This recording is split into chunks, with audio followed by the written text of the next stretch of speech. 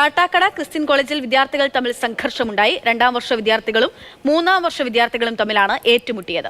Police എത്തിയാണ് അക്രമം അവസാനിപ്പിച്ചത്. കൂടുതൽ വിവരങ്ങളുമായി ജിബിൻ ജെബി ചേർന്നുണ്ട്. ദൃശ്യങ്ങൾ കാണാം.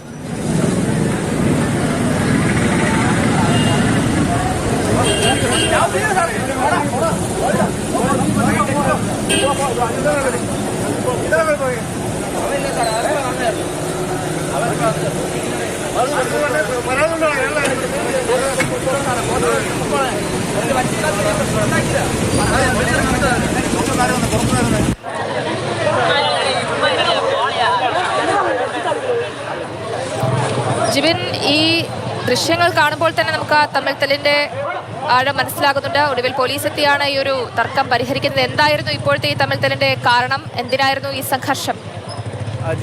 ജയലക്ഷ്മി, ഇന്ന് ഉച്ചയോടുകൂടിയാണ് കാട്ടാക്കട ക്രിസ്ത്യൻ കോളേജിലെ രണ്ടാം വർഷ വിദ്യാർത്ഥികളും മൂന്നാം വർഷ വിദ്യാർത്ഥികളും തമ്മിൽ സംഘർഷമുണ്ടായത്.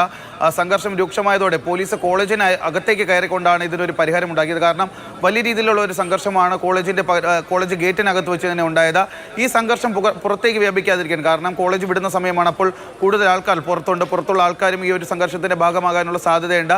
ഈ സാധ്യത കൂടി കണക്കിലെടുത്തുകൊണ്ടാണ് സംഘർഷം അവസാനിപ്പിക്കുന്നതിന് വേണ്ടി പോലീസ് തന്നെ കോളേജ് ക്യാമ്പസിന്റെ അകത്തേക്ക് കയറി ഇടപെടൽ നടത്തിയത്. വിദ്യാർത്ഥികളെ ഈ തമ്മിൽത്തല്ലിൽ നിന്ന് പിന്തിരിപ്പിക്കാൻ വേണ്ടി കോളേജിലെ അധ്യാപകരും മാനേജ്മെന്റ് അധികൃതരും ഇടപെട്ടിരുന്നു. എന്തായാലും നിലവിൽ ഇപ്പോൾ സ്ഥിതി ശാന്തമാണ്. പോലീസ് കയറി ഈ സംഘർഷത്തിൽ ഏർപ്പെട്ട വിദ്യാർത്ഥികളെ കസ്റ്റഡിയിലെടുത്തു. ഇവരെ ഇപ്പോൾ കാട്ടാക്കട പോലീസ് സ്റ്റേഷനിലേക്ക് മാറ്റിയിട്ടുണ്ട്. ജയലക്ഷ്മി.